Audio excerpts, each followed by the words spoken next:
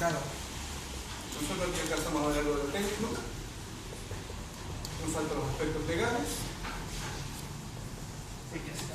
económicos, financieros. Y aquí viene la parte de sensibilidad. Y la verdad es que en función de cómo están las cosas, ya vamos a hablar de cómo están las cosas, yo estuve pensando cómo hacer para que esto fuese ¿El último qué es? sensibilidad. Fuese lo más útil para ustedes. Silencio, chicos. ¿Profe, puedo morir un poquito en esta nada? Sí, no abro el tiro, no abro el tiro. Y he decidido y tomé la decisión de los aspectos legales dejarlos fuera. ¿De acuerdo? ¿Cuál es el peso de dejar afuera los aspectos legales? Nada. Porque cada vez que ustedes hagan un proyecto, la única norma que tienen que cumplir es cumplir todas las normas. ¿De acuerdo? Entonces, no sacamos mucho con empezar a ver dónde se obtienen las patentes, cuáles son los permisos atingentes, porque en realidad el día que ustedes hagan un proyecto, sí o sí van a tener que hacerlos. ¿De acuerdo? Y no marca diferencia entre un buen proyecto y un proyecto a medias el hecho de hacer los permisos, porque si no hay permisos, no hay proyecto. ¿De acuerdo? Por eso yo decidí dejar fuera los aspectos legales. ¿De acuerdo? Así es que, en nuestra segunda unidad, nosotros vamos a ver la parte económica financiera, ¿de acuerdo? Y después vamos a hablar sobre la sensibilidad del flujo de cajas. Tenemos que llegar a un acuerdo, y pretendo que lleguemos de inmediato. La pregunta es, ¿nos vamos a quedar con 2 notas o nos vamos a quedar con 3 notas? ¿Con 2? ¿Todos de acuerdo? Por lo tanto, nuestra siguiente nota va a ser el aspecto económico financiero y la sensibilidad. ¿Okay? Es que hay que ver ahí porque realmente conviene 3 notas y no 2 notas. Si ustedes me preguntan a mí, yo le recomiendo 2. 50 y 50. La verdad es que las primeras notas no estuvieron malas. Bien, sí, no, horrible. ¿Qué nota fue la suya? 4,5. Un 4,5, créanme que hay otra peor. A ver, no sé, lo decimos. Bueno. No, ya, podemos conversar sobre la evaluación. Pero ojo, un 4,5 no es mala nota. No es mala nota, créanme. No sé los estándares a qué nota están acostumbrados ustedes, pero si me preguntan a mí, un 4,5 en el primer trabajo no es mala nota. ¿De acuerdo? ¿Qué ventaja tiene esto? Que lo que nosotros vamos a aprender a hacer ahora, ya no hay que pensar de distinta manera, no hay que hacer análisis de lo que no sabemos, ¿de acuerdo? No hay que ser imaginativo, no hay que poner un poquito más de lectura extra que marque la diferencia. Acá simplemente es un procedimiento. ¿Sí? Por lo tanto, si nosotros hacemos hacer el proceso, aprendemos a hacer el procedimiento y podemos llegar a muy buenos resultados. ¿Ok? Consulta, entonces la primera parte del mercado y técnico, eso ya está dado con el primer trabajo. No hay nada que hacer. Ahí ya tenemos 40% ¿De fuera. acuerdo?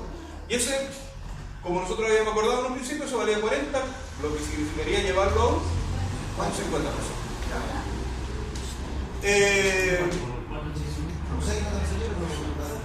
Un 6,2 sacaste. Económico financiero.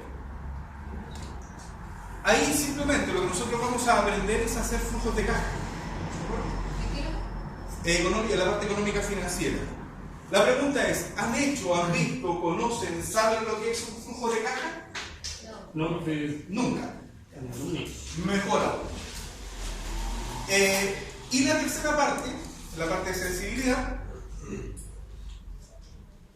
lo que vamos a hacer es aplicar un software. Por lo tanto, el análisis de sensibilidad que yo enseño, donde nosotros tenemos que, cuando nosotros hablamos de análisis de sensibilidad, nos cuestionamos de qué pasa si. ¿Qué pasa si el precio baja un par de pesos? ¿Qué pasa si el costo sube un par de pesos? Nosotros vamos a aplicar software, por lo tanto es una ventaja para ustedes.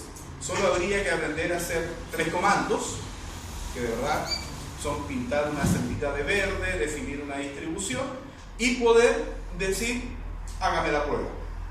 Y la prueba me entrega un reporte y el reporte nosotros vamos a aprender a leer. Nada de difícil, créanme. Eso es fácil. Esto de acá tiene cierta dificultad. Yo no les voy a mentir, yo les voy a decir eso es lo más fácil. No.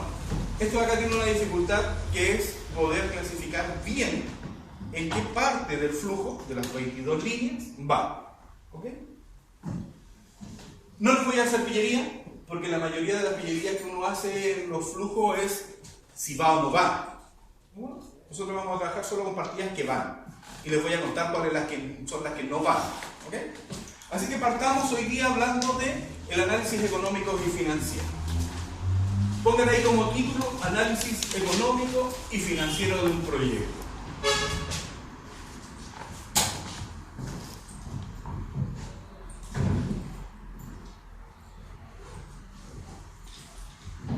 Anoten, chicos, siempre después.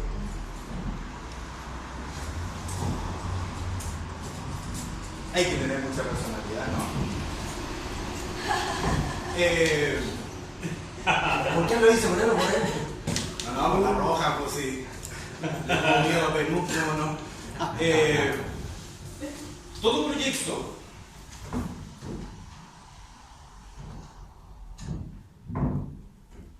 tiene como fin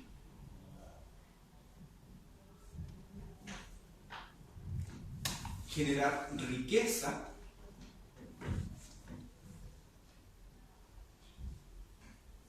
entre paréntesis, proyecto con fin financiero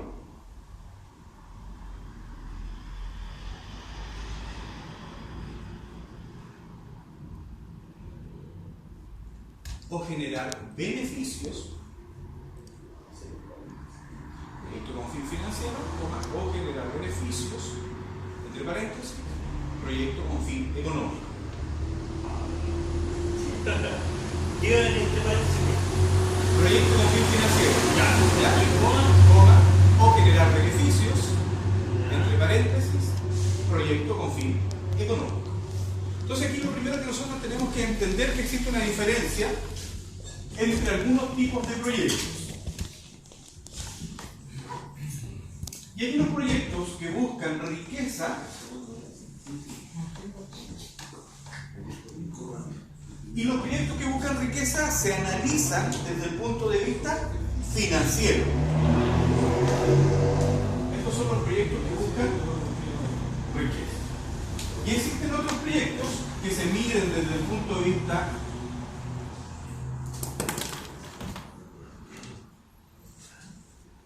y esos son los proyectos que buscan beneficio. ¿Okay? Entonces la pregunta es, ¿cuál es la diferencia entre la riqueza y el beneficio? ¿Okay? Porque alguien podría decir, cuando me estoy enriqueciendo estoy obteniendo un beneficio. La verdad es que es bien simple. Nosotros hablaremos de riqueza cuando no es complejo llevar todo a dinero. ¿Okay? Todos los proyectos que ustedes evaluaron son proyectos del tipo financiero. ¿Por qué? Porque todos lo único que buscaban era generar riqueza para el dueño. Pero por ejemplo, cuando nosotros decimos necesitamos que se construya un colegio de, ¿cómo se llama?, dependencia estatal, pregunta, ¿se ve bien que un colegio lo analicemos desde el punto de vista del dinero? No. Por lo tanto, debemos analizarlo desde el punto de vista del beneficio. ¿Se entiende? Había una cosa bien antigua, pero que ya no se usa, pero se los voy a decir para que lo tengan claro. Esto se llamaba proyectos privados, y esto se llamaba proyectos públicos. ¿De acuerdo? La verdad es que esa diferenciación ya no se hace, porque hoy día existen proyectos públicos que buscan financiero, ¿de acuerdo? Y existen proyectos privados que buscan beneficios. Por ejemplo, un proyecto privado que busca beneficios cuando yo genero una ONG, por ejemplo, sin fin de lucro. Hay un montón de estos que se usan, por eso ya no se usa mucho esa diferenciación y por eso yo los invito a hablar sobre la riqueza y el beneficio. ¿Vamos? ¿Nosotros dónde nos vamos a centrar? Nos vamos a centrar acá. ¿Por qué? Porque es de una asignatura TEA, 2 semestres, si no me equivoco, enseñarles a hacer análisis económico de un proyecto. Veamos, por ejemplo, ¿en cuánto se valoriza la salud de una persona? es que si no tiene precio no podemos hacer proyectos. ¿Se entiende? La pregunta es, ¿en cuánto? Por ejemplo, hablemos de un proyecto económico que tiene beneficio, ¿de acuerdo?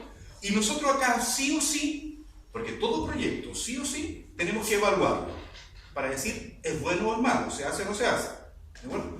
Entonces la parte cuando nosotros digamos, yo voy a construir por ejemplo un hospital y vamos a decir, ah sí, tiene múltiples beneficios porque menos personas se van a morir y todo eso. Pregunta, ¿cuál es el precio de la salud de una persona? 500 lucas. ¿Por qué 500 lucas? Porque se divide, hay que hacer una relación entre la cantidad de gente que se atiende y la cantidad de presupuesto que se asigna a esa región en particular. Ya. ¿Tienes hijo? Sí. ¿Cuál es la vida de tu hijo? ¿Cómo cuál ahí? ¿Cuál es el valor de la vida de tu hijo? Ah, no tiene valor. No tiene valor. ¿No es cierto? Entonces nosotros, claro, podemos poner un número, como dice, 500 lucas, sin problema. Pero cuando me toque a mí, ese número va a ser mayor. Por eso nosotros tenemos que aprender, cuando hacemos análisis económico, a aprender que existen valoraciones internacionales estandarizadas, que se llaman precios sombra, por ejemplo. Por ejemplo, la vida de una persona se valoriza en 100 millones de pesos, internacionalmente. Entonces la pregunta es, ojo, ¿es simple esto? No, es súper complejo. Tenemos que aprender un montón de cosas que nunca en la vida hemos hecho. Por ejemplo, cuando nosotros decidimos poner estos generadores eólicos, ¿de acuerdo? Todos dicen, ah, sí, es un súper buen negocio, desde ese punto de vista, financieramente. Pero económicamente es un muy mal negocio. ¿Alguien sabe por qué un proyecto de esas granjas eólicas es un mal proyecto económico? No. Mata a muchos animalitos. Y como la vida tiene un valor económico, siempre salen perdiendo por el tema económico. La cantidad de pajaritos que mueren es alta. La cantidad de lagartijas que mueren es alta.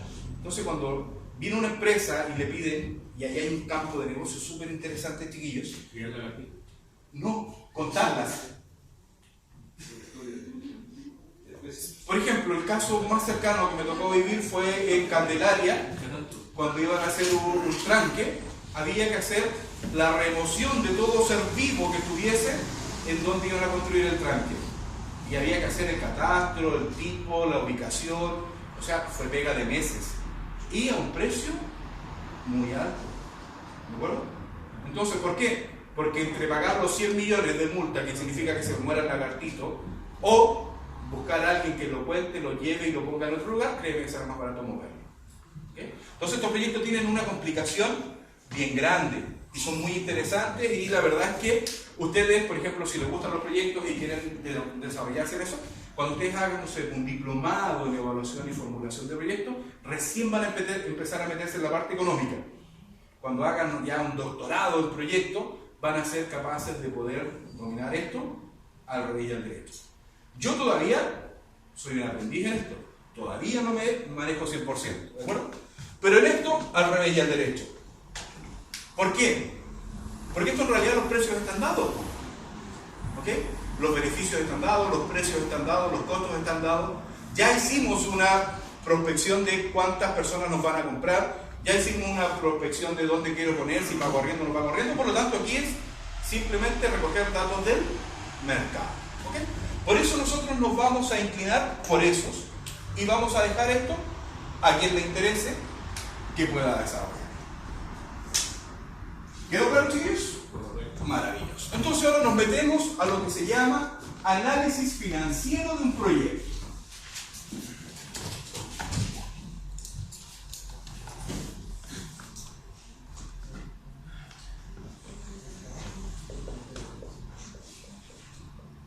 Me sigue, ¿no? Análisis financiero de un proyecto. No tienen la pizarra, niños. Anoten ahí, por favor. Todo proyecto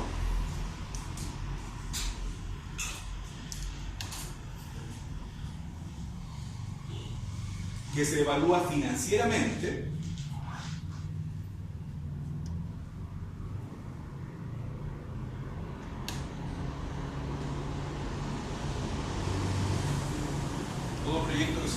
financieramente debe cumplir tres reglas.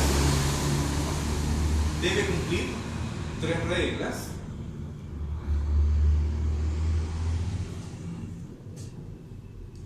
para pasar el análisis financiero.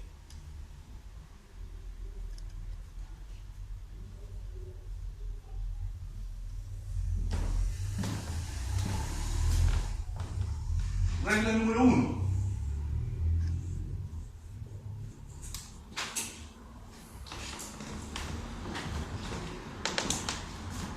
Que el PAN sea mayor o igual que 0. ¿Okay?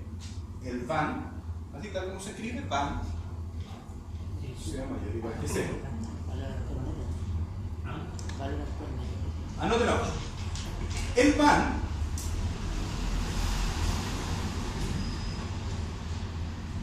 es una medida del valor del dinero en el tiempo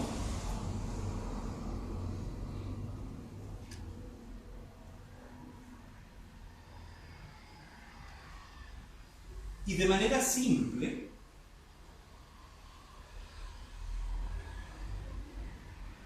se debe cumplir, entre comillas, negrito subrayado, por favor, chicos, que la suma de los flujos futuros, la suma de los flujos futuros del proyecto debe ser mayor que la inversión.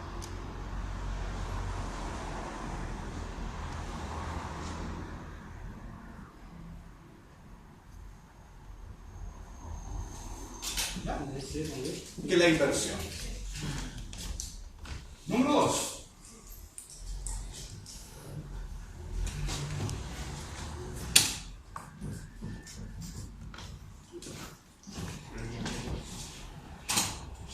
Que la TIR sea mayor o igual que el COC. Que la TIR mayor o igual que COC.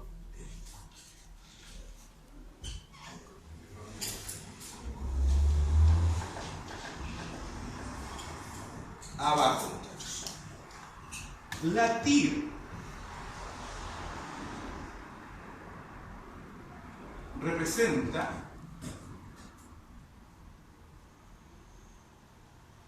a la tasa interna de retorno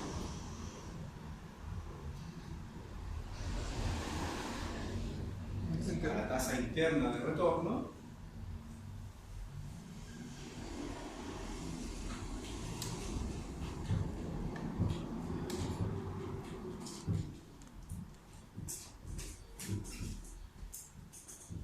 y es aquella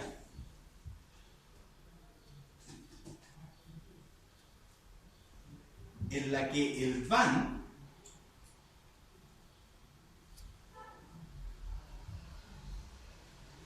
es igual a 0.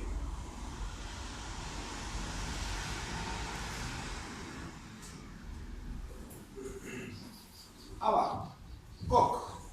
Ahí mismo, sin todavía la tercera. COC. Vamos a explicar lo que es el COC. Es la tasa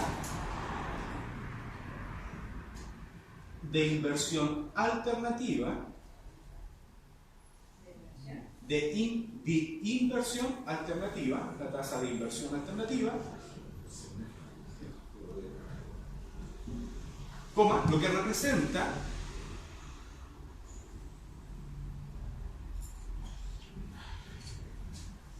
cuánto ganaría el inversionista si no hace el proyecto. ¿Sí? Si no hace el proyecto. ¿Cómo así? Porque, por ejemplo, a ti te tocó sushi. Yo te convenzo que hagamos una empresa de sushi, de no hacer el sushi, que hay poco tu dinero.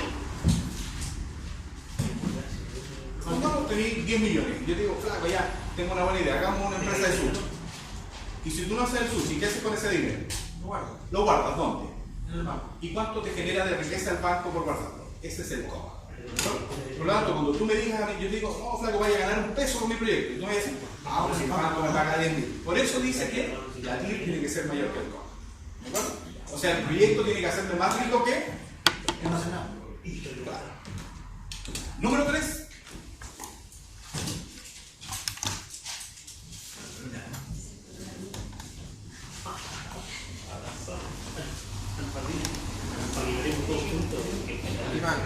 Iván.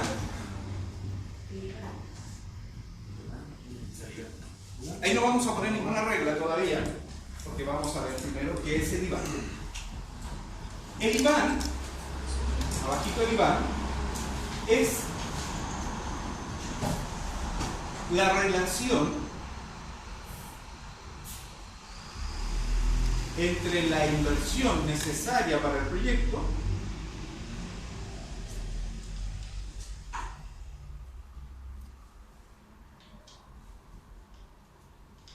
Inversión inicial. ¿sí?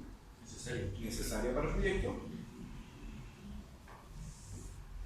y el valor resultante del VAN.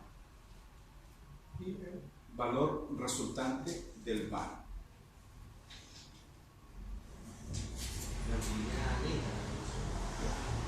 Pero es un ratio, una división. ¿Cómo? Existe literatura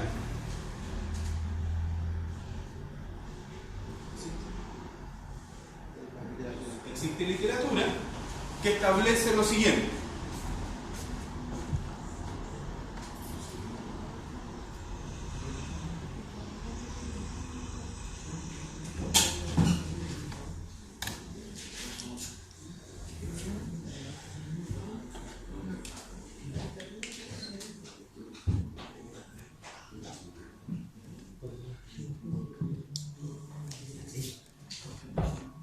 Si el IVAN está entre 0 y 1,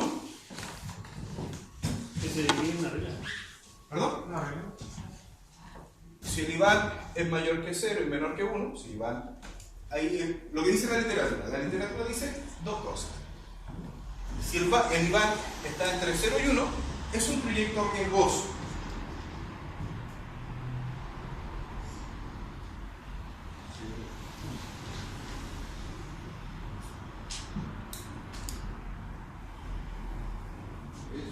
Proyecto riesgoso. ¿De acuerdo?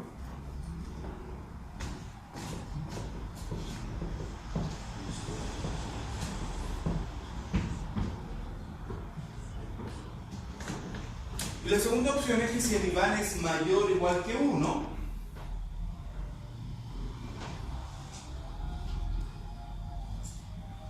es un proyecto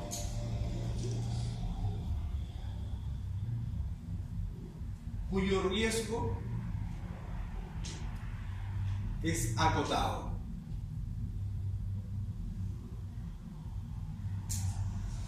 Ojo, que la regla no dice que no es riesgoso, ¿de acuerdo? La regla dice que es acotado. Después no se vayan a enojar con Iván porque hacen un proyecto que tenía Iván 5. Ah, no es nada riesgoso. No, la regla dice que es acotado. Hay riesgos, pero son menores. ¿Ok? Vamos viendo. Hasta el momento todavía todo es chino, no se preocupen. No, todavía no. Profesor, pregunta. Dígame. Si el IVAN entonces es 5, ¿qué significa? Que tiene un riesgo acotado.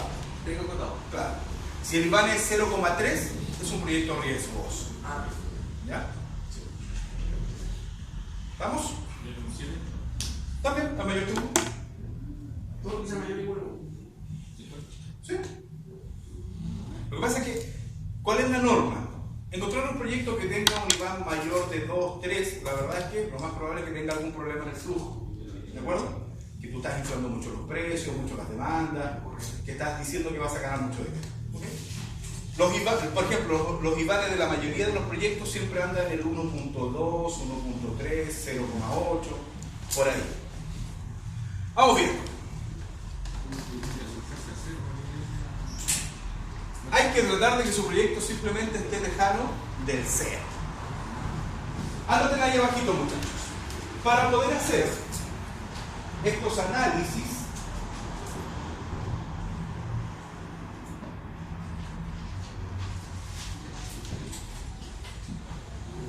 duerma.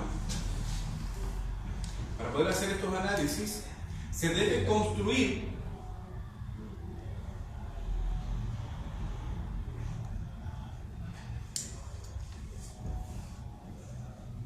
un esquema ordenado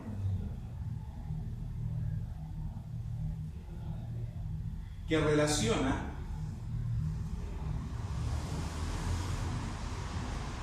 un número determinado de partidas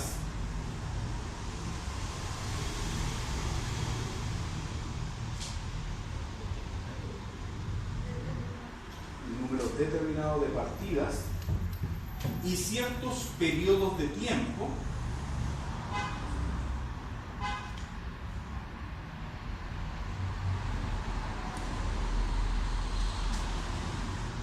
el cual se denomina, negrito, subrayado y todo lo demás, flujo de caja.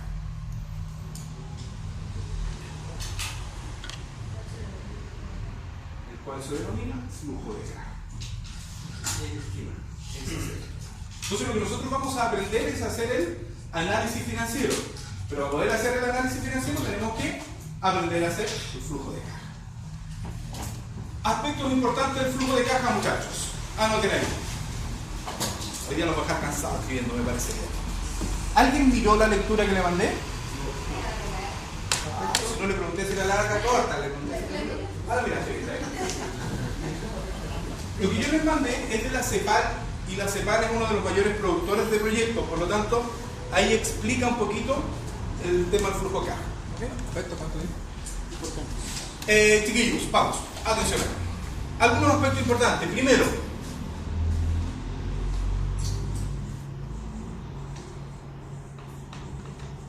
el flujo de caja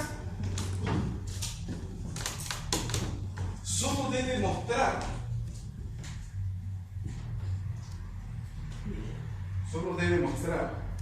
el movimiento real del efectivo.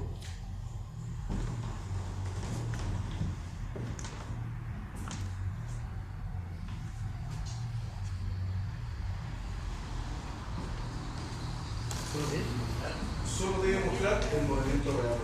Número 2.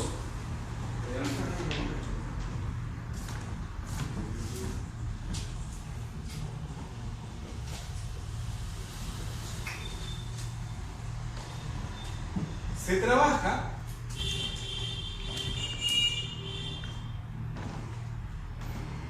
en un tiempo hoy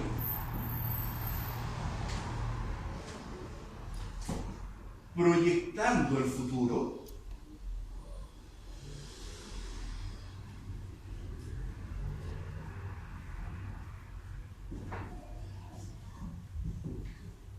entre paréntesis, no existen los flujos de caja del pasado.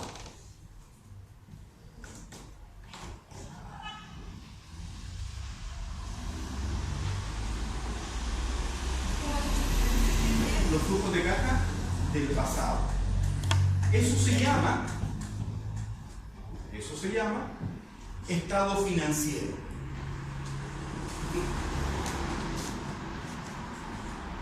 Si yo estoy acá en un hoy y quiero mirar hacia el futuro mi proyecto, ahí hablo de flujo de caja. Y si yo no estoy mirando para atrás lo que ya ha pasado en mi proyecto, eso se llama estado financiero. ¿Ok? Por lo tanto, aquí hay una cosa que cuesta un poquito. Cuando nosotros hacemos flujo de caja, no estoy hoy día iniciando mi proyecto. No, estoy iniciando mi proyecto en el futuro. ¿Ok? Así que eso es súper importante. Número 3.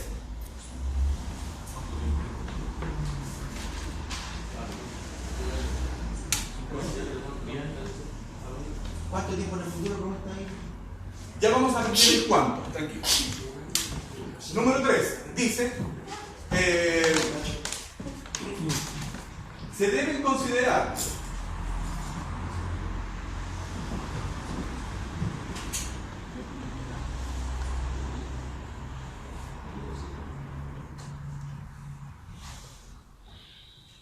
algunas partidas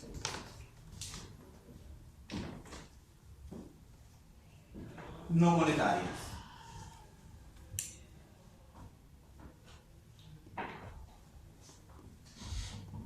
Y aquí viene el, pero profe, ¿cómo? Si la primera regla dice solo dinero, y ahora usted me está diciendo que se deben considerar algunas partidas no monetarias, pongan ahí, pero siempre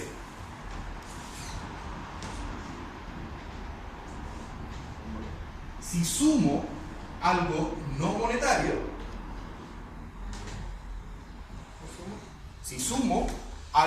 monetario, debo restar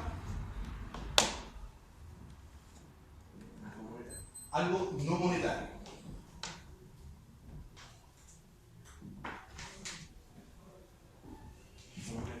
¿Por qué? Porque si yo, por ejemplo, vengo con 10 dineros y le sumo, por ejemplo, 5 no monetarios, inmediatamente tengo que restar mis 5 no monetarios y sigo teniendo mis 10 monetarios. ¿De acuerdo? ¿Por qué se hace? Porque estas partidas tienen 3 nombres. Una que se llama depreciación, otra que se llama, no la noten todavía porque ya la vamos a detallar, depreciación, amortización y valor líquido. En Chile los flujos tienen que llevar depreciación. ¿Por qué? Porque mientras más deprecio, menos impuesto pago. Por lo tanto, es un escudo fiscal. Y si yo no considero la depreciación, las empresas quiebran pagando muchos impuestos. ¿Bueno? Solo que en Chile nos vamos al extremo. Depreciamos mucho para no pagar impuestos. ¿Ok? Número 4. El plazo de evaluación. El plazo de evaluación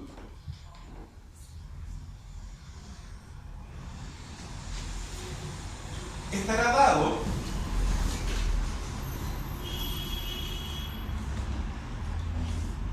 por 3 aspectos.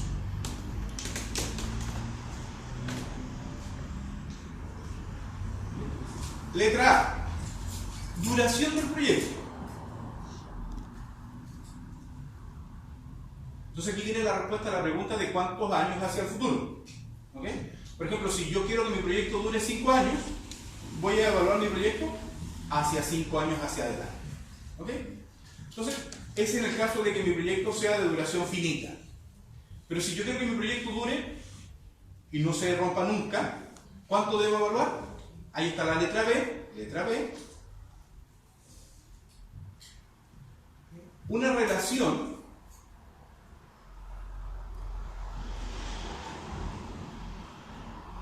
entre la vida útil de los activos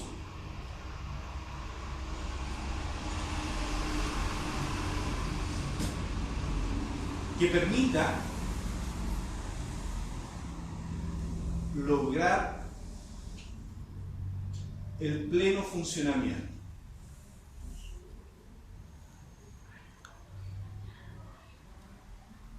¿Cómo es eso? Miren acá. Supongamos que yo voy a tener una empresa de taxi. ¿De acuerdo? Entonces la pregunta es, ¿cuánto dura un auto? 10 años. 10 años, me parece muy bien. Entonces, ¿qué digo yo? Yo voy a comprar mi auto y voy a echar a andar mi empresa de taxi. Primera pregunta que tengo que hacerme, ¿hasta cuándo quiero que dure mi empresa de taxi? La primera opción es que el proyecto dure solo 10 años. ¿Sí o no? ¿Qué es lo que dura? Mi activo, por lo tanto, voy a decir, dura 10 años. Mi segunda opción es que yo digo que mi proyecto es infinito. Si yo digo que mi proyecto es infinito, quiero decir que la empresa va a durar para siempre. ¿Qué tengo que hacer? Cuando se cumplan 10 años, ¿qué más voy a hacer? Comprar otro auto. ¿Sí o no? Y así seguir comprando autos hasta que lleguemos al infinito. Por lo tanto, ¿qué tengo que hacer yo? Evaluar ese proyecto para la primera duración del bien. Y ahí sería, no sé, por la vida útil del auto. ¿Ok? ¿Vamos? La tercera etapa, la tercera opción, letra C,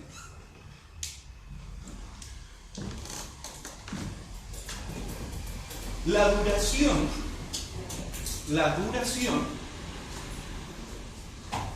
del periodo de crédito.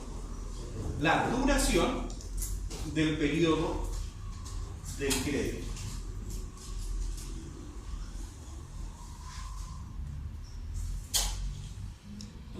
Ya, veamos. La misma idea del auto. Pero ahora en realidad, ¿saben que yo me voy a comprar este auto en 36 cuotas? ¿Sí o no? Entonces la pregunta es, ¿cuándo mi proyecto tiene que ser rentable? Durante las 36. Porque si yo no tengo plata para pagar las cuotas, mi proyecto se va al carajo. Entonces, si yo demuestro que mi proyecto es rentable cuando estoy pagando cuotas, ¿cómo va a ser cuando no lo estoy pagando? Más rentable. Por lo tanto, ¿qué digo yo? Voy a demostrar que solo 3 años, que son los que comprometen flujo, yo soy rentable, por lo tanto, de aquí en más, lo sé. ¿Ok? ¿Se entiende? Entonces, muchachos, esto es bien simple, como cuando nosotros decimos, ay, estoy, no sé, acogotado con las deudas, pero sé que en un año más voy a vivir mejor porque dejo de pagar las cuotas y todo eso. Es lo mismo para los proyectos. ¿Ok? Cualquiera de esas tres. Y tiene que ser así, hacia abajo. Si me dicen que el proyecto dura 10 años, mi evaluación tiene que ser a 10 años. Si me dicen que mi vida útil de los artículos que voy a recurrir para siempre son de 8 años, perfecto, 8 años. Si me dicen que en realidad no se preocupan de la vida útil del proyecto, pero sí que van a tomar un crédito a 48 meses, hago el cálculo a 48 meses. ¿Estamos? Y ¿qué número vamos? 5. Vamos al número 5. Número 5.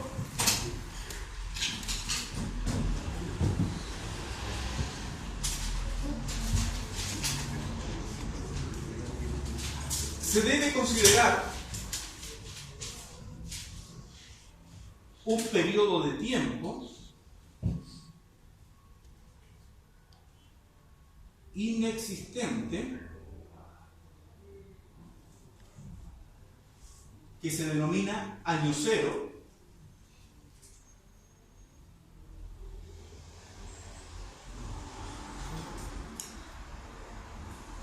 y en él que se denomina año cero y en él, el proyecto no se ejecuta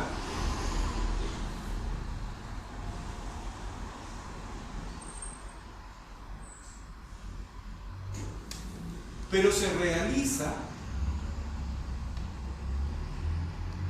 la inversión necesaria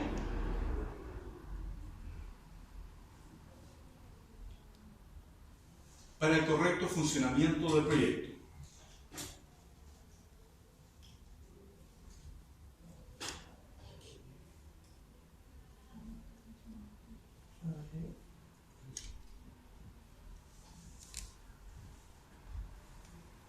Inversión necesaria para el correcto funcionamiento del proyecto.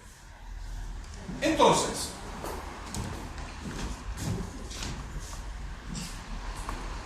¿un estudio puede ser eso? Sí, la compra, por ejemplo, del auto. Antes de yo poder manejar mi taxi, ¿qué tengo que hacer? Comprar el taxi, ¿de acuerdo? Por eso son todas las inversiones que yo necesite para que el proyecto funcione, van en el año cero.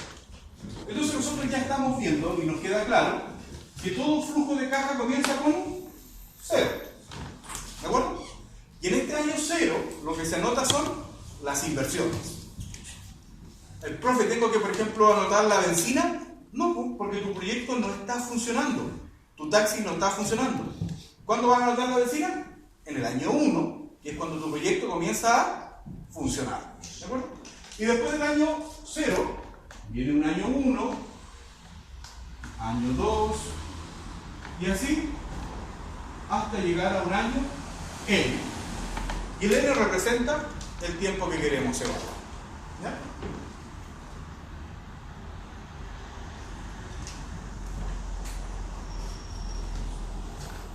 ¿Voy a entrar en notebook la próxima semana, muchachos? ¿No? ¿Sí? Ahí. amarilla. Oigan, chiquillos, tenemos dos opciones para aprender a hacer flujos.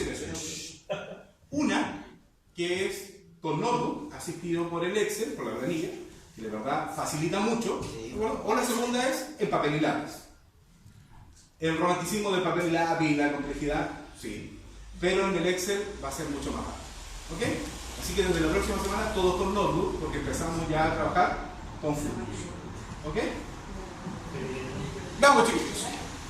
Entonces la pregunta es, si en la columna van los periodos, ¿qué es lo que dirían las filas? ¿Qué dirían las filas, muchachos? Los ítems. Y yo les voy a dar un dato. El último ítem se llama flujo de caja. Vale decir, el flujo de caja no es más que el resultado de la suma y resta de los ítems anteriores. ¿Ok? Pregunta, ¿qué es lo primero que nosotros pensamos cuando hacemos una proyección de dinero hacia el futuro de un negocio? El ganar, me parece muy bien. Y por eso, el primer ítem de un flujo de caja se llama ingresos.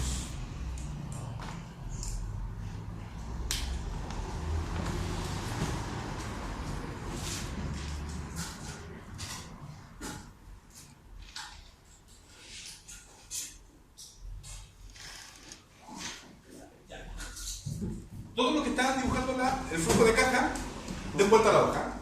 Por favor, den vuelta a la hoja, de ahí terminan de dibujar el flujo de caja.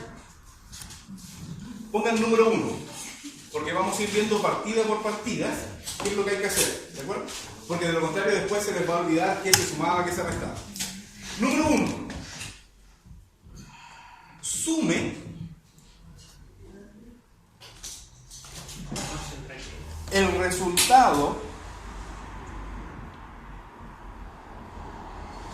de la multiplicación del precio por la cantidad.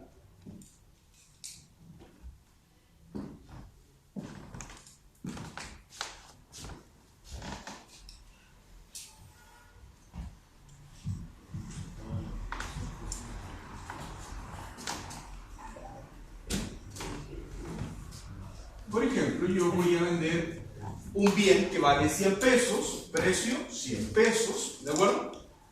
Y el primer año yo supongo que vendí 1, el segundo año vendí 10.000, el tercer año vendí, o sea, el año 100 vendí 100.000, ¿de acuerdo? Cosas importantes. Profe, ¿sabe qué? Ahí está cometiendo un gran error porque todas las cosas suben de precio en el tiempo, ¿sí o no? Porque si estos son años distintos, por ejemplo, pensemos que vendemos pan a 100, pan a 100, pan a 100, no tiene negocio, ¿o no? Cosa fundamental, los flujos deben ser en precios de periodo 1, vale decir, el precio del día, porque nosotros no podemos visualizar cuál es la inflación hacia adelante. ¿Ok? Pero por lo tanto, si yo no considero la inflación en los ingresos y no considero la inflación en los egresos, ¿qué es lo que estaría pasando? Estoy metiendo el efecto de la inflación. ¿De acuerdo? Segunda cosa, nunca las cantidades deben ser iguales. Académicamente nosotros podemos hacer ejemplos, ¿de acuerdo? Donde yo digo los próximos 10 años vende 100 unidades. ¿De acuerdo? Pero académicamente resulta, para que ustedes suelten la mano y hagan el flujo. Pero en un proyecto de verdad, nunca las cantidades van a ser iguales. ¿Por qué? Ejemplo, lo que está pasando, disminuye la cantidad de consumo de algunas cosas, sube de otras. Entonces, nosotros ya sabemos que la demanda es bastante rara, por lo tanto, debemos entender que no es tan fácil predecir. Por lo tanto, aquí vuelve a tomar relevancia el estudio ese que hicimos de cuáles son las cantidades demandadas. ¿Okay? Ah, mira, profe, que acá en el segundo año yo voy a meter una campaña de marketing para ampliar la zona. Perfecto, que se visualice en el flujo. Profe, que en el año 7, por ejemplo, Yo voy a abrir una sucursal en otra ciudad. Perfecto. Que se visualice el efecto en el flujo. ¿Estamos? Y el resultado de ese P por Q, precio por cantidad, se llama ingreso. Por lo tanto, lo primero que yo anoto son mis ingresos. ¿Ok? Recomendación. Como nosotros vamos a trabajar en hoja de Excel, ¿qué les recomiendo yo? Que la primera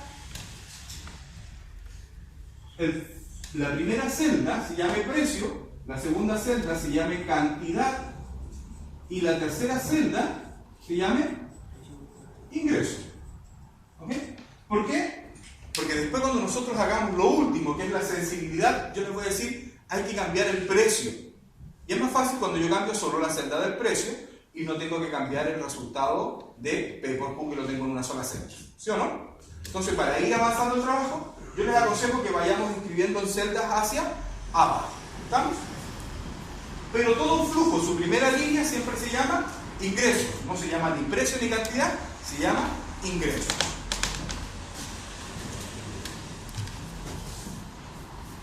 Y si ustedes se dan cuenta, la línea empieza con sumen. ¿Sí o no? Por lo tanto, los ingresos llevan valores positivos. ¿De acuerdo? Punto número 2, o segunda línea. Resten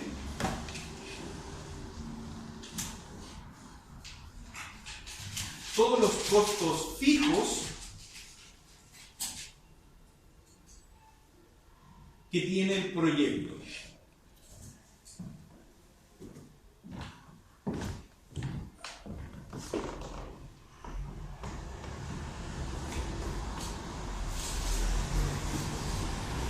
Miren acá.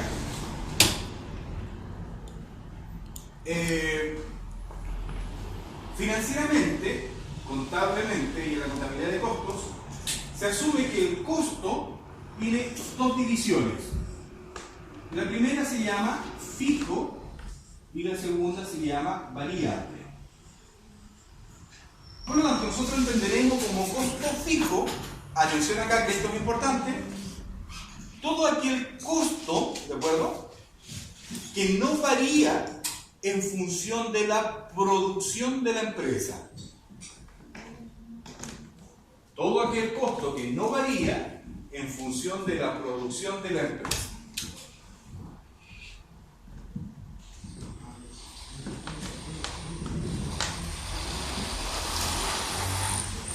Veamos, atención acá.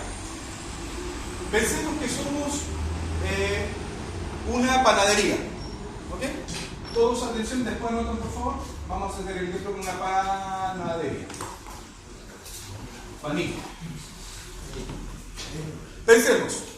No, pero la panadería es panito. Pensemos, muchachos. El tema de la harina, ¿es fijo o es variable? ¿Por qué es variable? Porque depende de cuánto yo fabrique, cuánta harina voy a producir, ¿no es cierto? Por lo tanto, no cumple la regla del fijo, lo declaramos variable. ¿De acuerdo? Pensemos en el agua. ¿Variable? Es variable y fijo. Porque la boletita dice cargo fijo. Gaste 0 pesos de agua, pago ese cargo fijo. O gaste 100 millones de agua, pago también ese cargo fijo. Por lo tanto, la parte fija del cobro va en costos fijos y el resto va en variables. ¿Sí o no? Arriendo del local de ventas. Fijo. ¿Por qué? Porque no importa cuántos panes haga, el arriendo es el mío. ¿Se entiende la diferencia entre un costo y otro? ¿Sí? ¿Dudas? Porque ese pensamiento lo van a tener que hacer ustedes. Van a tener que empezar a diferenciar entre un costo fijo y un costo variable. ¿Ok? En la segunda línea, restamos los costos fijos solamente. Para que sepan, casi siempre los arriendos son costos fijos, ¿de acuerdo? Las remuneraciones de sueldo fijo también son costos fijos, ¿de acuerdo?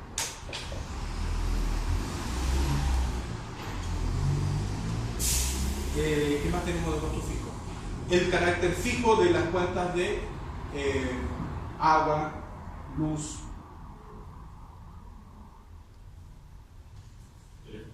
El teléfono no tiene costo fijo, a no ser que tenga una... Sí, claro. ¿De acuerdo? ¿Los impuestos? Los impuestos no, porque los impuestos se ganan en función de la ganancia, se pagan en función de la ganancia. El gas, no, porque mientras más ocupo el horno, más gano. ¿De acuerdo? Entonces ahí tienen que ir usted haciéndose la pregunta. ¿Esto aumentará si hago más? Si la respuesta es sí, es variable. Si la respuesta es no, es fijo. Entonces, la segunda línea era restar los costos fijos. La tercera línea es restar los costos variables.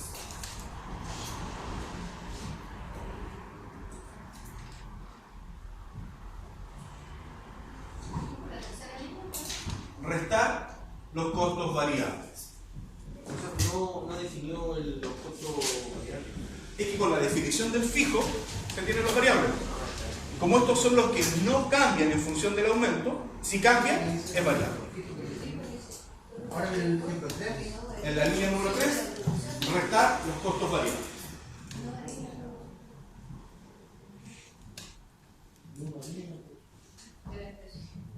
Restar los costos variables. ¿Ya? Hay entre paréntesis los costos variables. Tenemos que hacer una diferencia entre el concepto de costo y el concepto de gasto.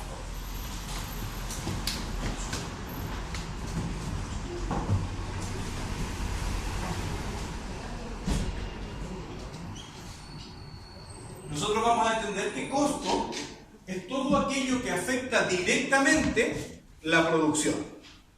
¿Ok? Afecta directamente la producción.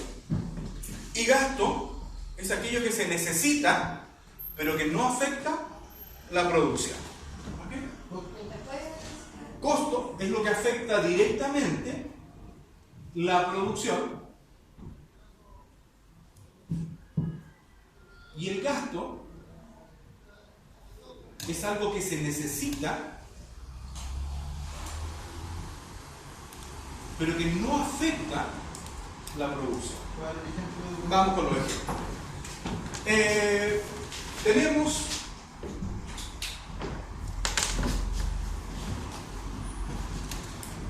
vamos a ver.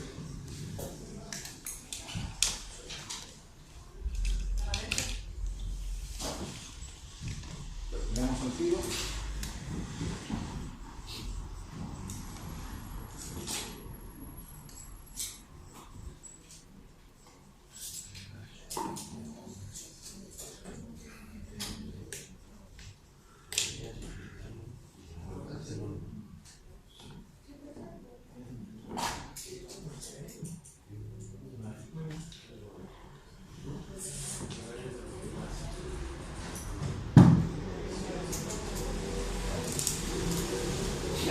Presten atención acá. Presten atención mucho. Reparto. Ya. Dijimos que tenemos que diferenciar entre costo y gasto. ¿Sí? Si es costo, tenemos que diferenciar entre si es variable o es fijo. Miremos. Vamos a partir con este. Harina. ¿Costo o gasto? Costo. ¿Por qué? Porque afecta directamente a la producción. Yo no puedo hacer producción de pan sin harina. Por lo tanto, yo lo defino como costo. Pregunta. ¿Es variable o es fijo? Variable. ¿Por qué? Porque mientras más panes hago, más harina ocupo. ¿Van viendo cómo va? Vamos con el agua. ¿Costo o gasto? ¿Por qué costo? Porque si no tengo agua no puedo producir, ¿sí o no? Por lo tanto es un costo. Pregunta, ¿variable o fijo? Ambas, porque su componente del cobro tiene un componente fijo y un componente variable. ¿Estamos? Abriendo, ¿costo o gasto? ¿Por qué gasto? ¿Y si yo no tengo dónde producir? ¿Cómo produzco? ¿Sí o no? Por lo tanto, si es un costo porque afecta a mi producción, pregunta, ¿variable o fijo? Fijo. Porque si hago 1000 panes o 100 panes, no varía el pago del arriendo. ¿Cierto? Teléfono. ¿Costo o gasto? ¿Por qué? Porque yo tenga teléfono o no tenga teléfono, puedo producir el pan de la misma manera, por lo tanto eso es un gasto. Patente. ¿Costo o gasto? Costo. Gasto. ¿Por qué? Porque tiene que pagarle igual, no afecta a la producción. Pero ¿y si no la pago? No puedo producir. Por lo tanto, Produce igual. no puedo. Recuerda que estos son negocios legales. Costo. ¿Vamos? Pregunta. ¿Fijo o variable? Fijo. Se fija en función de mi capital, no de lo que produzco. Aviso en la radio. Gasto. Porque si no me pasan el aviso hoy día, produzco igual. ¿De acuerdo? Reparto. ¿Costo o gasto? Gasto. Alguien podría decir, profe, pero que si no lo reparto, no vendo, si no vendo, no gano. Ya, pero ya se produjo el bien. ¿Sí o no? Sí. Pero ¿a quién afecta? Al del siguiente. Si yo hoy día me quiero poner a producir pan, no puedo esperar que repartan primero antes de producir. Por lo tanto, no afecta a la producción. ¿Sí? Es un gasto. ¿Van entendiendo la división? ¿Sí? Y la verdad, para no complicarla, nosotros no vamos a dividir los gastos. Los gastos se dividen en gastos de administración y finanzas, gastos de marketing. Nosotros vamos a hablar de gastos. Solo gastos. ¿Ok? Ya con que dividan los costos, ya es complejo. ¿Claro, chiquillos? ¿O dudas? ¿Está claro? Por ahí vamos. Vamos entonces a hacer un ejercicio de esto.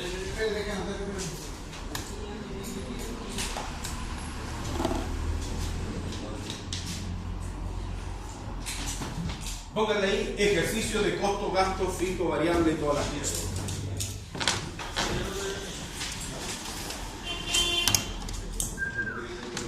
Ah, perdón, ahora sí. Salí en todas las fotos, perdón. Ya, muchachos. Considere.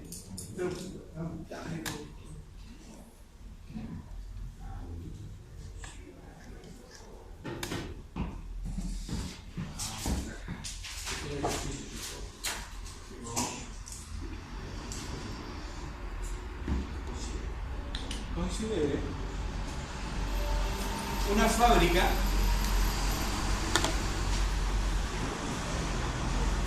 de sillas y mesas escolares.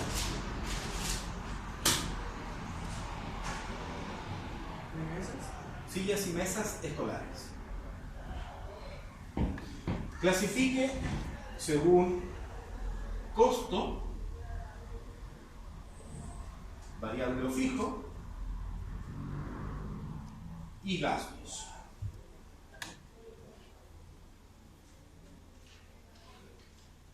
Número 1. Madera. Número 2. Pegamento. Número 3. Barniz. Número 4. Arriendo de la fábrica.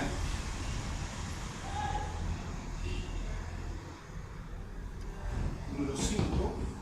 Arriendo de equipo telefónico.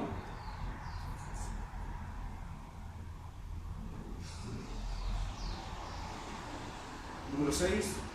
Publicidad. Número 7. Vendedor. Número 8. Cera para el piso.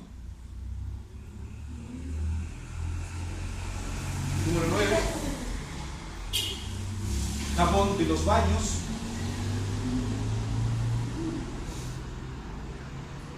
número 10,